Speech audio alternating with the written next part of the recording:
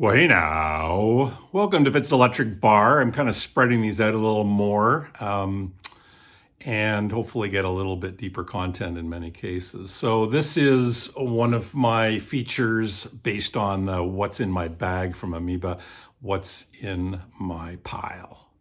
So here's some records. I kind of broke them up into three groups. I've been buying a lot of stuff, so sometimes I'm in acquire mode, and I'm kind of in that mood now these days. Just gather up, and then maybe during the harvest season or whatever, I'll be able to absorb a lot of them. Sometimes I feel the behavior is somewhat problematic because the acquisition sometimes is the desire to acquire. Oh, that's a good name. Desire to acquire may be greater than the actual love of listening to the music. But one of the big things I've been kind of struggling with in terms of my choices is a lot of my old rock and roll stuff that I've always really enjoyed. And I wanted to own it on vinyl. Maybe I did it one time, or maybe I had it on CD, or I have it on CD, and I want to get it on vinyl. Is that the reality is that it's so nice to have. It's nice to have in the collection, but do I actually play it very much? And, the verdict is out on that, really, because I don't necessarily play something immediately when I get it. I go through phases. And so as long as it's something that I, play later. But I have to admit that if I'm buying stuff because I want it in my collection, and the reality is that I'm not compelled to grab the vinyl and play it, I kind of feel like I should be investing my money elsewhere. I don't really look at myself as a collector in the real sense. There's a part of collector that I don't like, the idea of again, acquisition, ownership, value of your collection. And trying to just have everything. I feel like it's better to curate and choose things that are good. I prefer generally not to be a completist. If there are albums that really don't interest me that much, why do I want to get it? Because the problem is, if you're a completist, is that you're then kind of obsessed to make sure that everything that comes out, whether you like it or not, in the past or, as it comes out or in the past catalog, you're buying stuff that you don't really like very much, or you're not likely to play. And probably you've streamed it and you've determined that. And then it's kind of like, well, what's the point? So anyways, that's enough philosophizing for now. What's in my pile? I've broken them up into three groups. One group is what I'm really playing a lot of. I'm going to start off with that. So this is really like empirical. If I was, keeping stats of what's going on in my turntable, these are the ones that are actually getting a lot of play. Then I've got some reissues, some of which I'm playing quite a bit, but again, falls in that category of, well, wait and see. Is this stuff that I'm really going to want to continue to play a lot of, or is it more kind of like I just want to have it in my collection? I almost don't feel good unless I have that in my collection. Again, could be a little problematic. Desire to acquire. The third one are some new releases that have not yet made it into my frequent play, so I haven't really done a deep dive on them, but I'm looking forward to that. So let's start off with the playing a lot of. So there recently, some new copies of the MoFi Miles Davis Porgy and Bess. Miles Davis, I really enjoy him. He was obviously, or for many of us, one of those artists that when you go into jazz, kind of blue, and there are a few others that might be, and this might be one of them, that you would listen to, and it's very accessible. This is so good. The production on this record is really good. I've had this on vinyl and played it for years and years, and I'm just loving having this. This is the 245 side, so 2 LPs and 45 RPMs. I have mixed feelings about that, because you lose the flow of an album, or even just like 2 sides, because now you have 4 sides. At the same time, the quality of the sound is so good. It can be worth it for that. So that's why having a few versions of this, if you're really in the mood to hear the thing as one piece, you listen on CD. If you want to kind of break it up into 2, you've got the 33 and a third. If you really want the best in terms of sound, then I think this would probably be it. Miles Davis with Gil Evans and the beautiful arrangements of the album. Porgy and Bess. Here Come the Honeyman. It's a short little piece, but it's just one of those ones that just even saying the word, Here Come the Honeyman, sends shivers down my spine. This one, Don't know a lot about this guy, Susuma Yokota. He's passed away. Lots of found sounds that he's done, lots of classical. This has got a lot of, mixes in some classical compositions that, again, I think he's ripped or sampled and incorporated into some of the synthesizer and keyboard work that he does. I don't know what it is. It's just something about this is really sublime, really beautiful, like music, and it's a journey. It's one of those albums that's a journey, and the more I listen to it, the more I really find it's a great journey. This one I enjoy putting on around 6 o'clock when I have maybe a drink. My wife and I are getting ready to sit down to dinner. She really enjoys it as well. So this one here is called Symbol. Another frequent player, I've mentioned this before, but it continues to stay on my turntable, and a bugger for reflections is Sun Ra's Languidity. This is one of those records, there's a few, look at that, very cool, very trippy. It's one of those records that I just, day after day after day, I put on. It is, again, a journey. It starts beautifully, quietly, layers in lots of different instruments. It's got a mood to it, which is really, the title says it all, Languidity. It's lovely.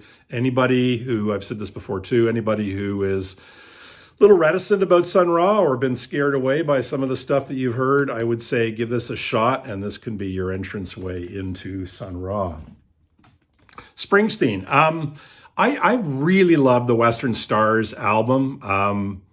Again, it's an album I play over and over again. It feels like Springsteen released an album, and it's not with E Street Band.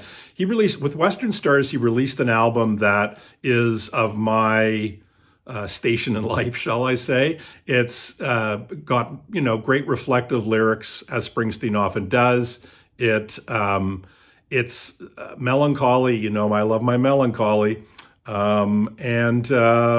But it's also just kind of simple and stripped down. And it's not really country. It looks like it might be country, but it is singer-songwriter, and really just a great record. But this one is actually songs from Western Stars, but it's the soundtrack to the film. So if you've seen the film, it's on one of the streaming platforms. They actually have like a small, I don't know if it's a chamber orchestra, but they have a bit of an orchestra, and they're playing live in a barn. So it's not just Neil Young that plays in a barn. But this, I love this cover too. This is really nice, and slightly different arrangements and versions, and because it's flushed out with some strings and everything, it brings an extra layer of poignancy, I think, to the music. This was a Record Store Day release. I don't know how you pronounce their name, Div, Brooklyn-based band. This is I guess they call it kind of an acoustic. It says, in 2017, Div took the stage at Brooklyn's Murmur Theater for a special one-off unplugged performance. I don't know if you know these guys, but they're a band that I really enjoy. I'm going to show you another album that I've been enjoying of theirs that I just picked up on vinyl that I've had, I play on the streaming services for quite a while. But this is very nice because of the stripped down nature of it. It's still got kind of their pop sensibilities, but it's a really nice record. This one, a friend of mine, Dave, had recommended, or at least he had heard about it. I think it was initially on a British magazine had kind of featured this as a reissue. So this came out in originally, I think in 72, one of my favorite eras, like the early 70s for music. It is a really nice funk record. Just, again, great. And the artist, I guess, I know so little about this, but Siamande, I don't know if I'm pronouncing it right, but give this a stream if you're kind of interested in not like hardcore funk, but some really nice R&B funk. This would be one to check out. I really enjoy it. Showed this before quite a bit, but my latest obsession is with Misha Panfilov. This one's called Days as Echoes. His stuff comes in and out of print often, just small runs, I think. And just hard to describe, sort of jazzy, funky. It's a little bit lo-fi, but creates, there's just a groove. And again, side one, side two, I tend to play them the whole albums, which isn't common for me. I usually play one side of an album and then move on to something else. But Misha Panfilov, Days as Echoes, highly recommend. This is another one, along with Misha Panfilov, that got recommended by my local record store, Audiophile, here in Vancouver. It's called Les Clairs. It's a Swiss band. Also kind of electronic and funk. Very enjoyable. Really good stuff. I continue to enjoy listening to this. There's so much on Cruel Country that I really like, and I've just been playing this over and over again. Not on a repeat every day kind of thing, because some of the stuff I've been showing I'm playing pretty much almost every day, but this is one that I'm really enjoying digging into. This one is also one I've been playing quite a lot. Just the production on this, Mike from Ingrooves had mentioned this before, but gorgeous. So Bill Withers' greatest hits. Just the two of us, Use Me, Ain't No Sunshine. But the sound on this, the quality of the production is so good. So it's great music, beautifully produced. And it's summertime, or it's getting to be summertime. And certainly R&B and soul is summertime music. So this is what I just picked up. Again, I mentioned earlier Div, or D-I-I-V. And this album is called, it is a tough one, Is the Is Are. Really, I don't know how to describe, also a little difficult, but very new wavy, kind of reminds me of The Cure, not vocally, but musically a little bit. I don't know if that's a good comparison, but there's some really good grooves and some, just some stuff that I find really good for working out and going for speed walks, that kind of thing. This is a good record. Another one I've been playing a lot lately, Japanese DJ Calm. This is sort of interesting. So I lived in Japan for about 4 years, and I really... I used to listen to the radio, and as well as my music, but the radio, and there was stuff like the early days of what was called J-pop, and it's really almost kind of fluffy stuff, but it has a real sort of positive, energetic quality to it. There was a singer, Akiko Yano, who had a song that I love that I've been trying to track down. But there's a quality to it. The theme of this video is, I can't quite describe it. But really good, and some of this is like that. It almost feels like MOR and cheesy at times, but it reminds me of Japan, of living in Japan, I guess. So this is called Before, and the DJ name is Calm. Really nice stuff. This is a recent pickup that I often start my day with. There are a few albums that are kind of the day starters, and this one, A Letter from Treetops, Pneumatic Tubes. I forget the name or kind of the background of the artist. This is the guy who put this together is from another couple of bands, I think electronic bands. Sorry, I don't have the intel on this, but again, highly recommend you stream this. There's some really nice, layered, gentle, melodic material. It flows really, really well. It kind of has that dual kind of purpose. You can have it as wallpaper and be lovely background music, but it also is really nice as foreground. So this is Ghostbox, A Letter from Treetops. Sorry, Ghostbox, I'm not quite sure what that reference is, but I think the artist is going by the name Pneumatic Tubes. My friend Simon was in town. He's always been a big influence on music for me, and he recommended this band, The Necks, from Australia. So Simon lives in Australia. This one's called Travel. This is really exquisite. So I don't know much about these guys. I think they're kind of in the ambient sort of field, but I'll tell you, this record, this is another one that I start my day off with. The way this is described is that the Australian improvisational trio, Travel documents an ongoing practice of starting each studio day with a 20-minute trio improvisation. The recordings offer some of their most ecstatic and captivating music cut to tape. It's a pretty good description, and it definitely is improvisation. It starts out, you feel things kind of getting layered and building into something really, really cool. So it's basically a track on each of the 4 sides. There's another one listed in there, I think, underneath the obi. Sorry, I've got this kind of in a funny configuration.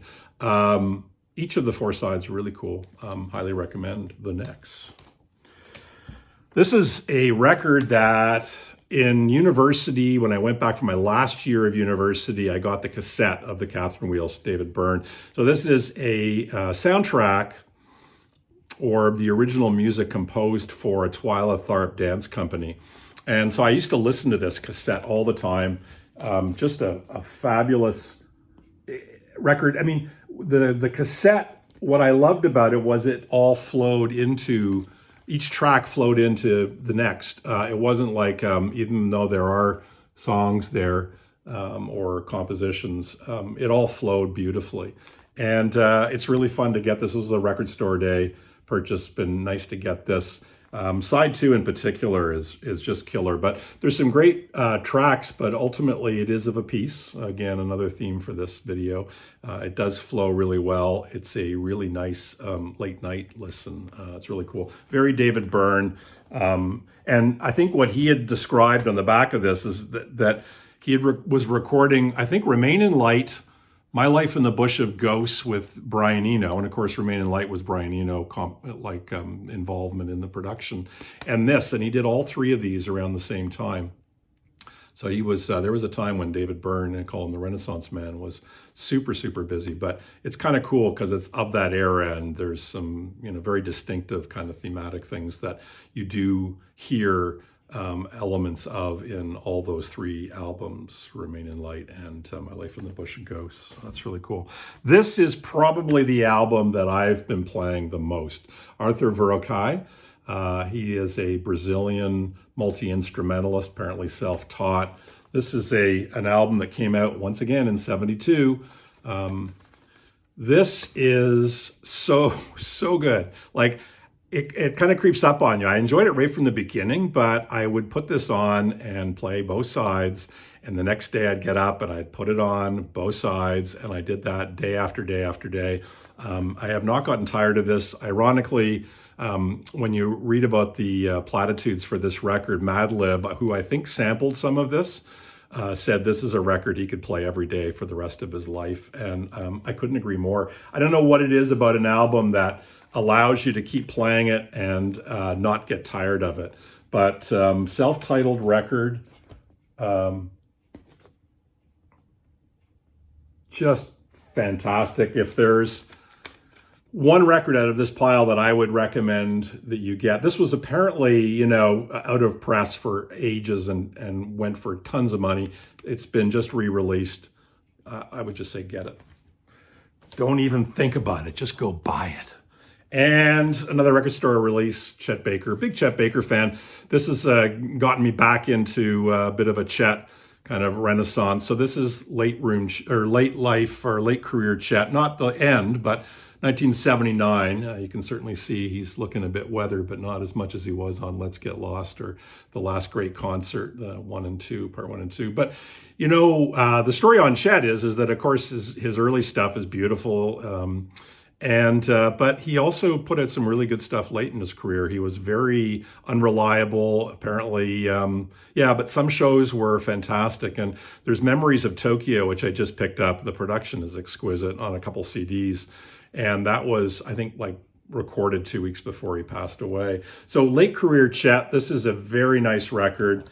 5,000 copies, I think, in this initial run, and I got number 3,000 of 5,000, nice round number, appeals to my OCD side.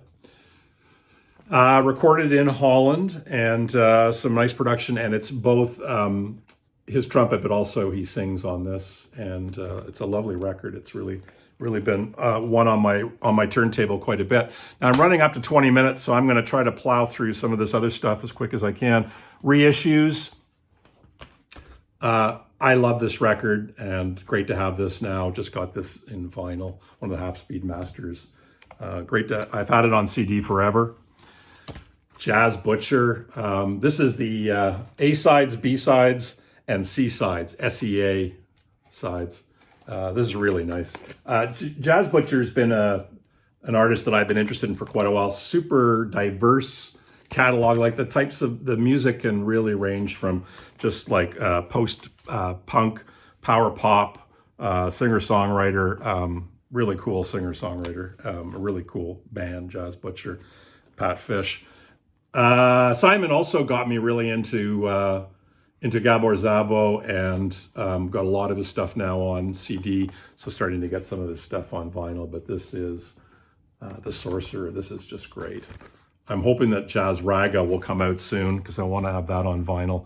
Love that one. An artist or a band that I just adore, especially late in their career, is Talk Talk, and Spirit of Eden and Laughing Stock, a couple of my favorites. This was the final, I think, release of Mark Hollis's. So this is a solo record. He was the guy behind Talk Talk, especially towards the end on those two latter releases. This is really nice. I mean, it's very similar to those two albums. It doesn't measure up to Laughing Stock or Spirit of Eden, but geez, anything Mark Hollis does, I would have to get a hold of, and he's passed away. So that's it. This was my intro into Graham Parker, and I didn't have this on vinyl anymore, so had to get this. It was a great record. Picked this up used. When I did my Lou Reed ranking video, I didn't have a lot of my stuff that I had on vinyl. This somehow I just associate with vinyl so much. Such a great live record, rock and roll animal. That intro into Sweet Jane, it's beautiful. It's very 70s rock and roll. It's great. Also had to get my Van Morrison collection filled out. I somehow didn't have Astral Week, so that got that recently. Another video that I realized I didn't have was the Harder They Come soundtrack, which is, I can say, having not had this for quite a few years, and then finally playing it again, it really holds up to my memory of it. It's so great. You know, I mean, Jimmy Cliff with Rivers of Babylon and Many Rivers to Cross, and you can get it if you really want it. But 007, Desmond Decker, oh, fantastic. The original, I think the original Pressure Drop by Toots and the Maytals, and Johnny Too Bad. I love that too, the Slickers. So this is tremendous soundtrack. If you don't know it, you have any interest in sort of reggae and sort of almost R&B reggae, then grab that. Zombie Birdhouse. This was out of print for a long time. Love this record. Eat or Be Eaten. Run Like a Villain. I just needed to get this on vinyl. I love In a Silent Way. It's such a great record. There's a song on that. I'm a big Sharon Jones fan. Got to see her a couple times before she passed. And in particular, the song She Ain't a Child No More just cooks. I mean, this is a great record, but I wanted to get this piece of vinyl because I love that song. It makes me jump up and dance around. Also a late discovery for me were the Faces. I don't know why Faces weren't a band that I loved in high school, but it was a blind spot and it wasn't.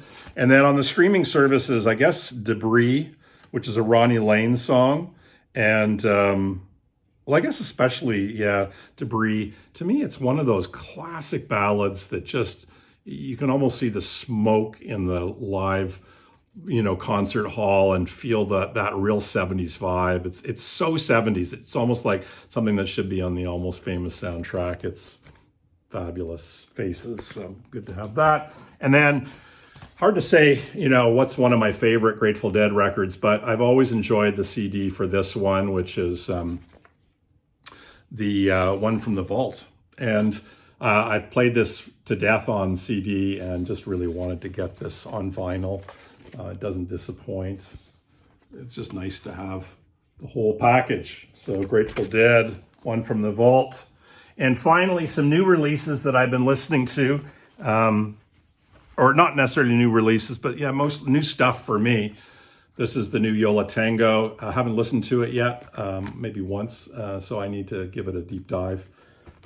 Always look forward to a new Yola Tango release.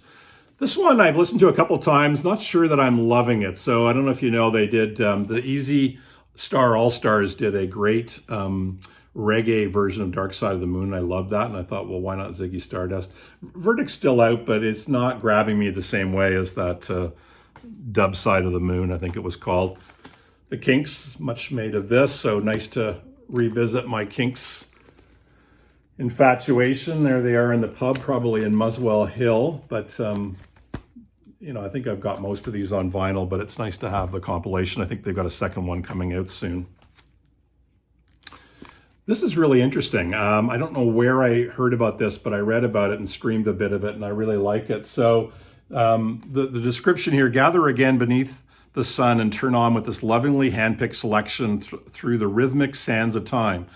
So this is very obscure kind of rhythm and blues, MOR stuff. And, you know, it really suits the graphics really, I think, support the music very well.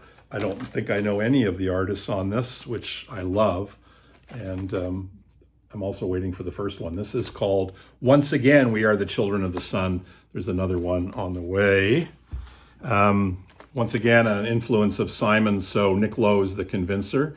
Late career Nick Lowe. This is great. Just love it. And the song, again, Simon had recommended, and I listened to it. Cupid Must Be Angry. Holy smokes. The lyrics are great. Musically, the arrangements, that song is an earworm of the first order. Give that a listen. Cupid Must Be Angry. Nick Lowe, the convincer. And been playing that a bit. This one falls in the, I got to give this a little more work, like some of the Sun Ra stuff that I have not yet been able to get into, but Don Cherry, Relativity Suite. There are some moments of absolute beauty, but again, I feel like it's my shortcomings and challenge with getting into some of this stuff. Got to keep listening to it a bit, but there's a lot of squonking in places, and I find that a little bit difficult to really get into. I've been meaning to fill out, I don't really have Stevie Wonder on vinyl, so I've got stuff on CD, but Talking Book became available. One of the nice things that this is a reissue, but it does have the Braille. I don't think we're going to be able to see that. There we go. It does have the Braille on it, so that's kind of cool. I thought that was only on the original release. Stevie Wonder. So Talking Book, if you don't already know, it's got You Are the Sunshine of My Life, Superstition. So it's great. And then finally, Bill Callahan. So this is another interesting one. Simon bought this for me. We buy each other records of like, you have to have this. So put money down and give it to the other person. And he got this for me. I've listened to this. Everybody tells me it's great. And also people who know my taste say, this album is for you. This is, you know, very much up your alley. I'm not there yet. I'm not sure whether Bill Callahan's going to be my guy, but I'm going to give this a little bit more of a listen, and hopefully I do get into it, because I understand when I hear it that I should like it, but, you know, sometimes should and will are two different things. Anyways, that's it. Carpe diem, motherfuckers. We'll see you soon. Bye-bye.